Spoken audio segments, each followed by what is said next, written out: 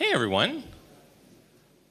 I guess I can just tell a joke or something. Officially my talk doesn't start for about 5 minutes. Oh, dang it. All right, here, I'll just talk about me for a minute. So I got a great introduction there, and I've listed some of my my credentials up here. And this isn't to brag. This is so that hopefully you feel like I'm speaking with some amount of personal experience. I'm going to talk about EVM. I'm going to talk about some of the limitations of EVM and why I think we can break through those. But I want to make it clear that EVM really has a positive place in my heart. I've had a lot of frustrations with EVM. I've had some really dramatic, product-breaking bugs on EVM, and ultimately, Cadence, the language reference in that last bullet point there, is a new programming language designed to replace EVM. On the other hand, it was Solidity and the Ethereum blockchain that taught me how powerful this stuff can be. CryptoKitties was just a dream that somebody on our team had. Let's put cats on the blockchain. And we were able to make that dream a reality in a really powerful, trustless, decentralized way because of Solidity, because of smart contracts.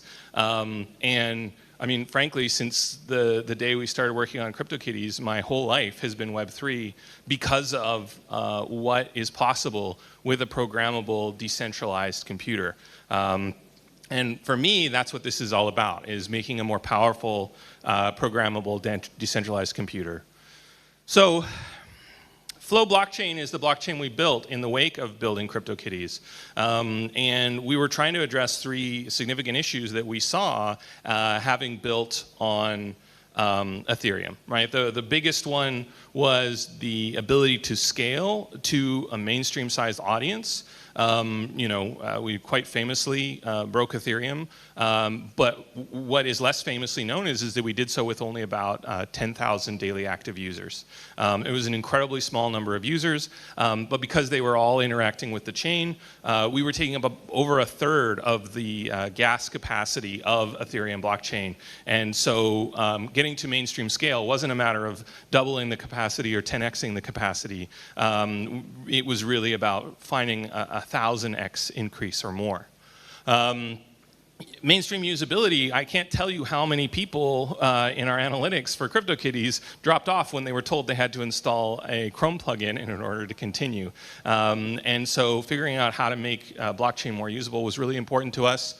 Composability was incredibly important to us. Composability, some people also call it permissionless interoperability, but fundamentally it's the attribute of blockchains wherein smart contracts can call other smart contracts. And it seems like the most basic thing you can do, but because it's all permissionless and trustless, it means that anyone can build on and extend the functionality, or to use the terminology that is used in gaming, can mod any other application. And I would argue that DeFi exists as it exists today because of that modding capability. That it wasn't that one cool smart contract unlocked everything, it's that there was a smart contract that extended another smart contract, which extended another smart contract, and it ended up being a bunch of an uncoordinated effort of multiple people where they didn't have to ask permission from each other. They didn't have to worry about somebody pulling the plug on their project. They just had to build something cool that added value, and then they would be a part of this new ecosystem.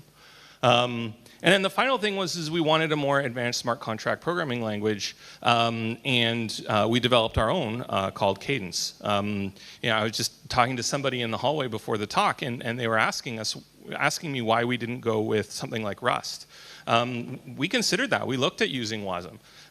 But I felt like WASM was going in the wrong direction.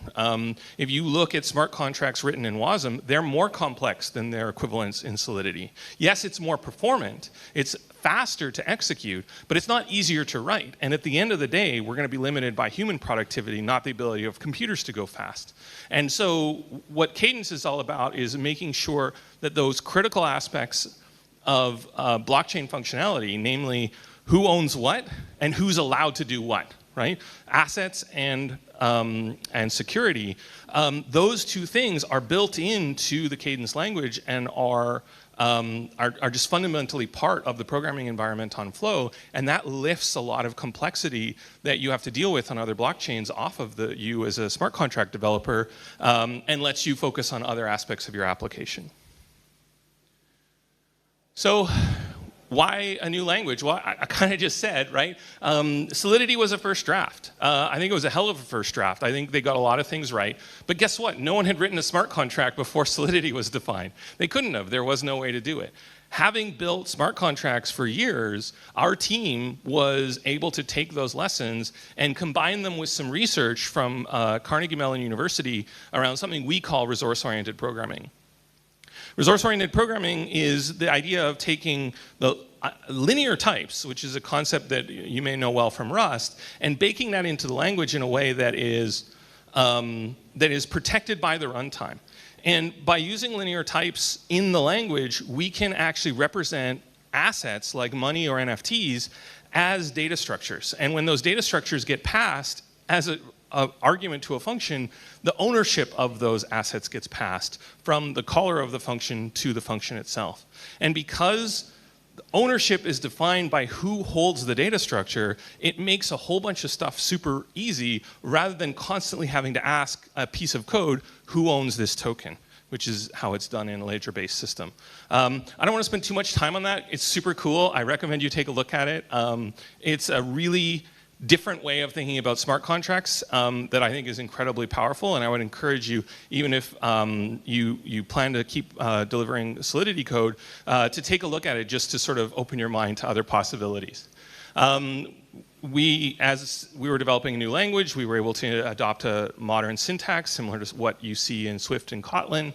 And it was designed for blockchain explicitly.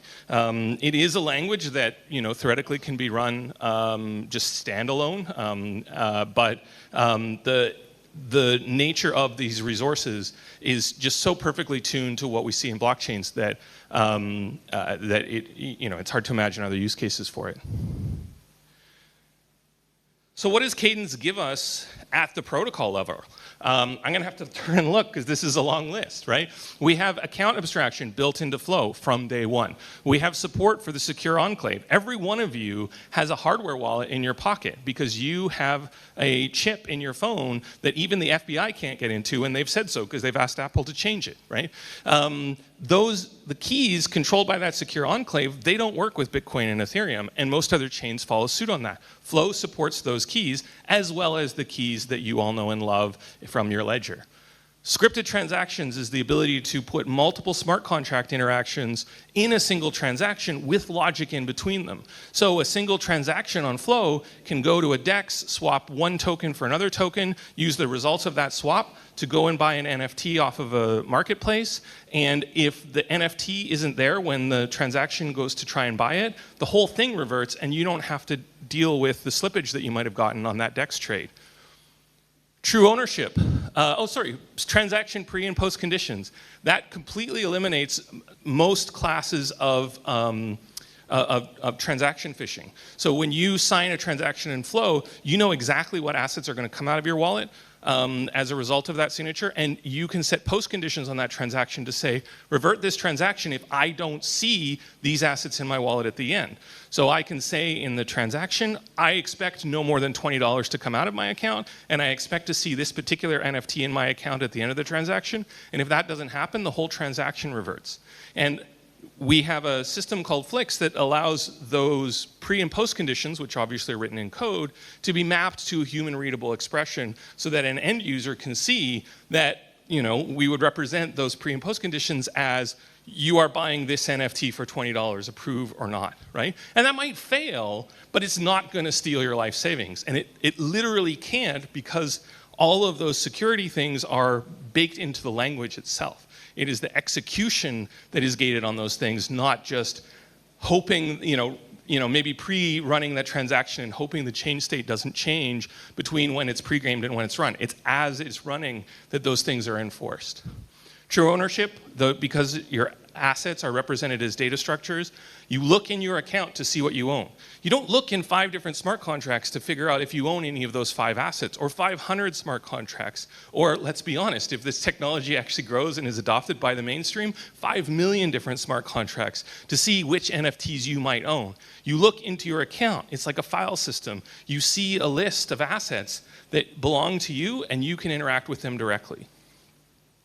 We have native multi-sig support, we have strong typing, design by contract, capability-based security to allow for much stronger static security guarantees, and we recently released secure on-chain randomness using a random beacon based on BLS signatures. So the one thing that wasn't on that slide, and the one complaint we get from projects who take a look at Flow and go, wow, this is amazing, I'd love to support Flow. Oh, you don't support EVM. I'd have to rewrite my entire application in order to support Flow. I'd like to support Flow. I'll get to it eventually, right? But we all know what eventually actually is. And so we have this impossible dream. Wouldn't it be great if somehow it was possible for people to bring their existing EVM code, run it on Flow, without everybody else, including those EVM developers, having to give up on all those amazing features I just talked about? So first we need to talk about EVM equivalence. I don't know if that's a very common term. How many of you are familiar with it? It was originally introduced, or at least it was introduced to me, by the Optimism team about 3 years ago. And Optimism at that time was having difficulty finding traction because the EVM, the version of EVM that they were running had a few subtle differences, very minor. But it turns out for certain smart contracts, those differences were significant. And so anybody who wanted to take their code and deploy it onto Optimism had to go through another audit. They had to go through another round of testing. They had to change some of their off-chain infrastructure. And people didn't want to do it. They were like, look, this stuff works. I just want to switch my RPC address. And so when Optimism came to this realization, they started talking about, hey, we've got to be EVM equivalent. And what they meant by that wasn't just EVM equivalent, it was Ethereum equivalent. We need the RPC to look the same. We need the Merkle proofs to look the same. We need the transaction format to be the same. We need the behavior of the VM to be exactly the same. And critically, when I say everything just works, the reason that asterisk is there is to remind me to tell you that it can't just work. It has to be equally secure.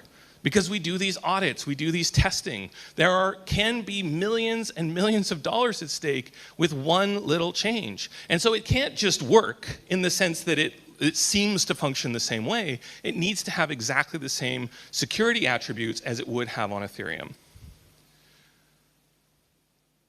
So how on earth can you add features to a runtime without breaking that equivalence? And honestly, I just assumed for years that we couldn't do it, that it was not possible. And certainly, I think if you look in the ecosystem, you'll see a number of people who are talking about EVM compatibility, whether it's through runtime support or through recompilers where they take and they convert Solidity into some other runtime.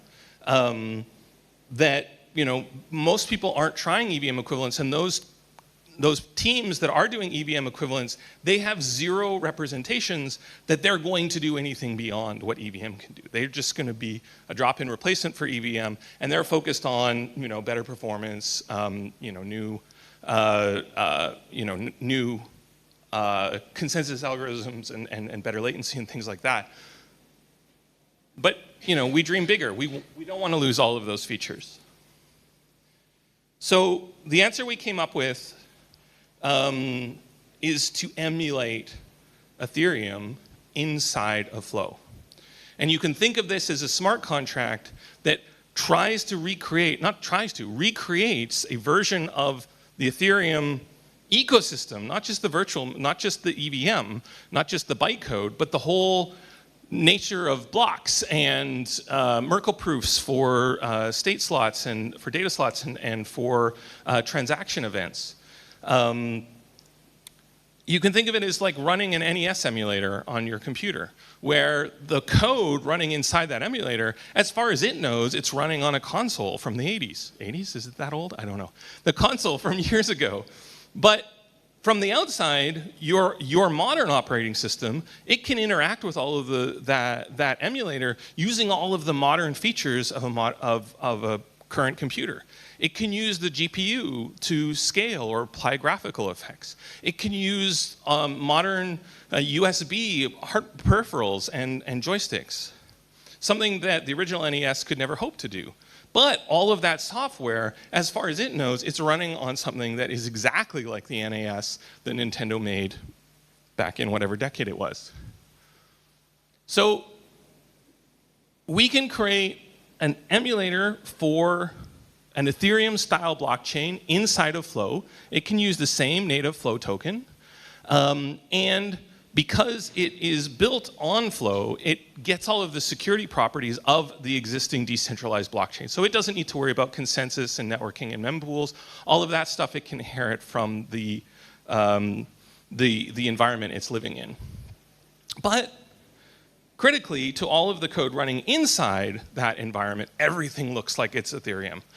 And even client software can get the same proofs and the same, follow the block history, all because this emulator is creating blocks and it's creating history. It has its own consensus mechanism, but which isn't actually a consensus algorithm at all. It's more like a proof of authority chain. But because the whole software stack is run inside a blockchain, it is still decentralized. So as client software, how do I even talk to this emulator, right? I just said the emulator is running inside of Cadence. And so we can build a set of machines or a piece of software that anyone can run called a gateway.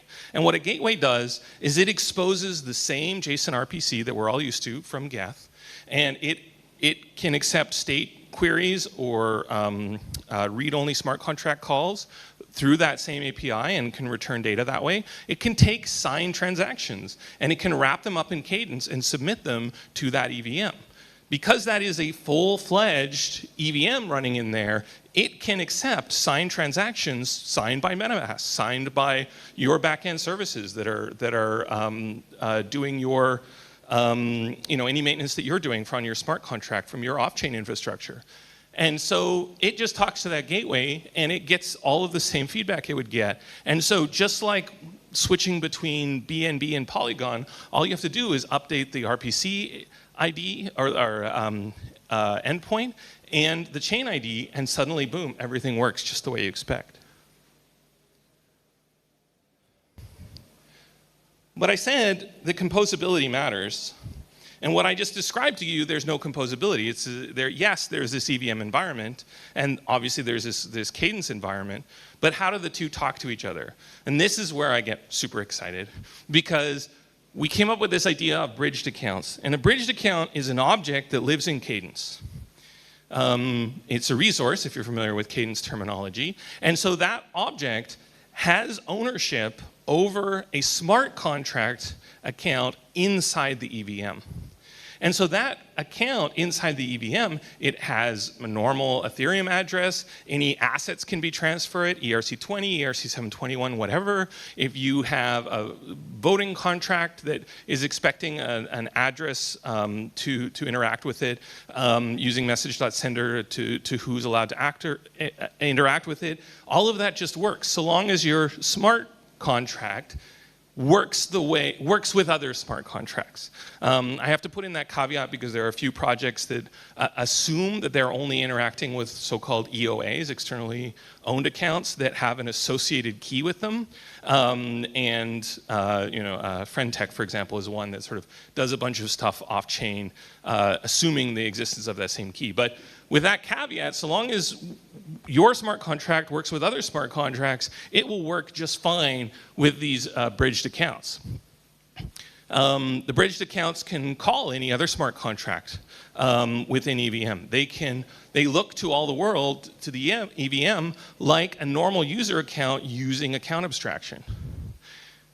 We can build into the bridged account transparent asset bridging, where if you take a Flow fungible token, anyone, whether it's the native Flow token or any user-defined token, and you just deposit it into your bridged account, and assuming the bridge has been set up, we'll issue the equivalent ERC20 on the other side. Same with NFTs. You deposit a Flow NFT into your bridged account, you will get the equivalent 721 assigned to you.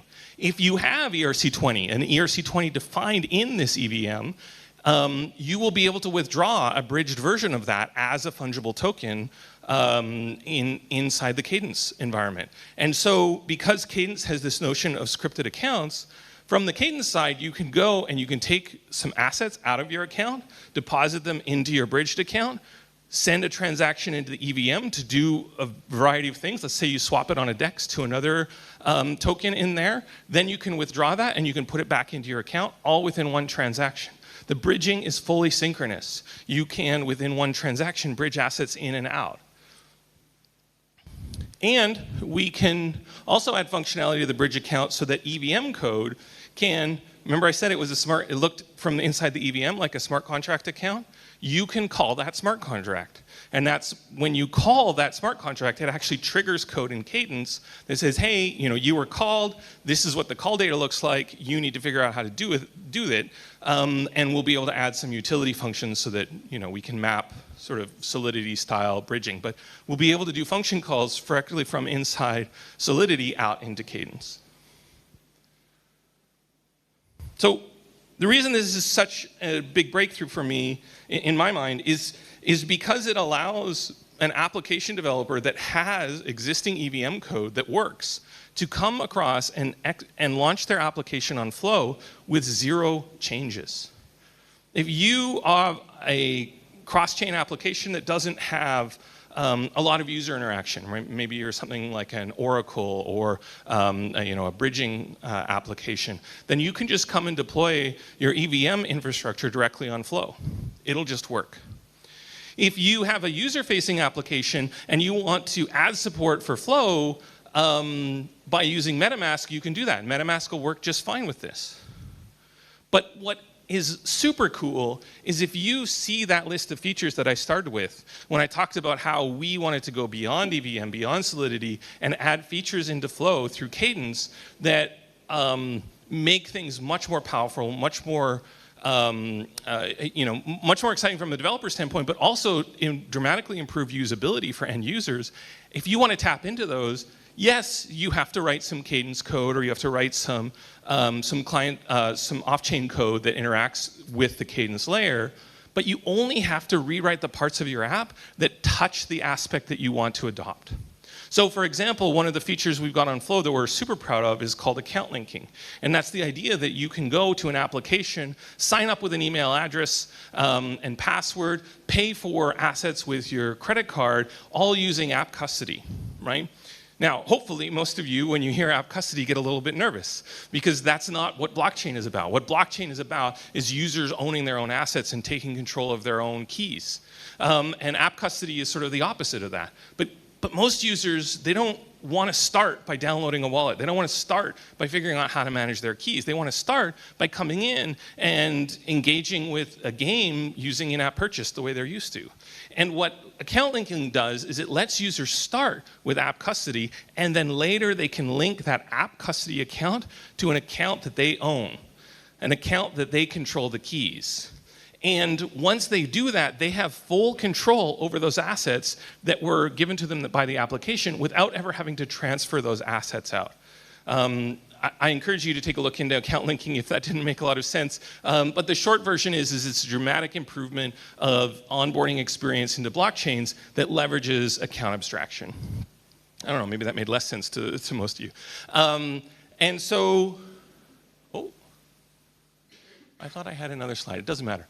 Oh yeah, I do have another slide. There we go. And so, oh, I don't know how much time I have. Do I have more time?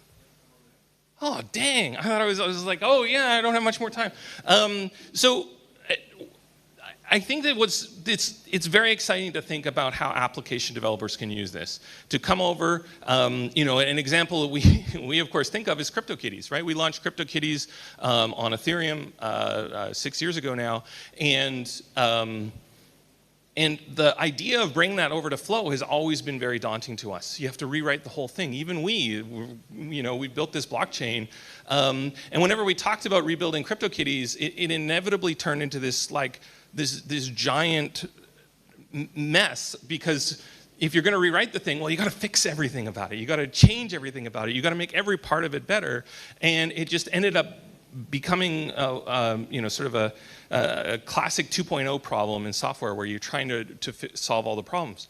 But with this technique, we could bring the CryptoKitties smart contracts over and just rewrite the onboarding code, so that a user can come in and they can get their first kitty with their credit card, and then later they can do account linking and then go and start trading those kitties on a peer-to-peer exchange. And in the meantime, all of the core logic of what it means to be CryptoKitties can keep on running inside EVM, and we don't have to rewrite that unless we want to, and we can do that at a later time. Given that we do have a couple more minutes, I actually am willing to take a question or two. Is there anyone who has any questions about this? Yeah, please. So you were speaking about the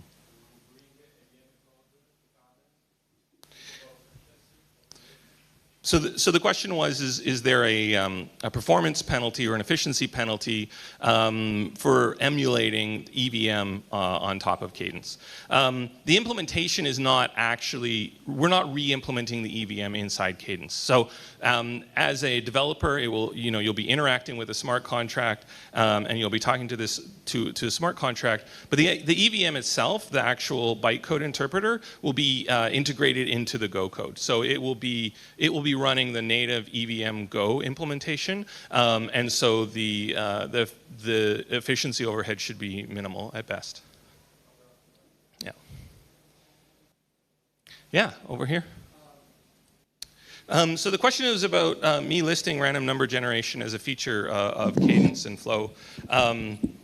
Yeah, random numbers are hard on blockchains. They're incredibly hard on blockchains, and it's not obvious why when you first think about it. Random numbers, I think most of us when we started programming, one of the first things we did was call the random function, and it returned a random value. Why can't we do something like that? In a blockchain context, in a true, properly decentralized blockchain, all execution needs to be fully deterministic, which means that anyone who's running that code needs to come up with the same result. And so you need a determinist mechanism for coming up with randomness, which seems entirely counterintuitive. So in the early days in the design phase of Flow, we made a decision to incorporate something called a random beacon. And what a random beacon does is it uses a cryptographic signature, a threshold signature with multiple, with dozens of participants, but by using a deterministic signature scheme, such as BLS, which is what we use, you can get a deterministic result that is nonetheless unpredictable.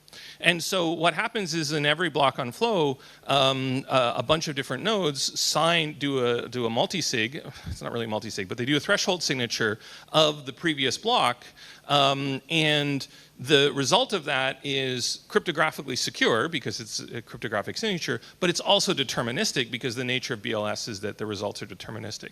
And so what we end up with is 256 bits, which is generated deterministically, but which is unpredictable. Now, exposing that to smart contracts is harder than it first sounds, because even though the input is guaranteed to be random, each individual transaction, upon seeing the result of that randomness, could be reverted. And so, again, earlier today I was talking to somebody at the conference, and they were talking about how they wanted to build a very simple rock, paper, scissors smart contract. And they pointed out that randomness seemed to be very hard in that case. Well, and that's because if, as an end user, I upload rock, and the smart contract comes back and says paper, well, I just revert the transaction. And so in order for randomness to work, you have to basically commit to future randomness and then get a callback later or call the function later and interpret the randomness at that later time. And so implementing that in a way that's easy for a developer to make use of is actually remarkably difficult. And we're launching that in the next little while. And so the upshot is that basically you create a random object, and then that object can live in storage. That object in the block in which it's created is invalid. You can't ask it for any information, but in all future blocks, it will return a pseudo-random sequence, but that sequence is deterministic. And so if anyone asks it for randomness and then reverse that transaction, they'll get the exact same randomness the next time they call it. It's still tricky as a developer. You have to make sure not to reuse the random object between multiple users, not between multiple sequences of execution, but it's much easier than managing it in other realms. All right. Unfortunately, we have to end it here. Thank you so much, Dieter, and let's give him a round of applause. Thanks, everyone.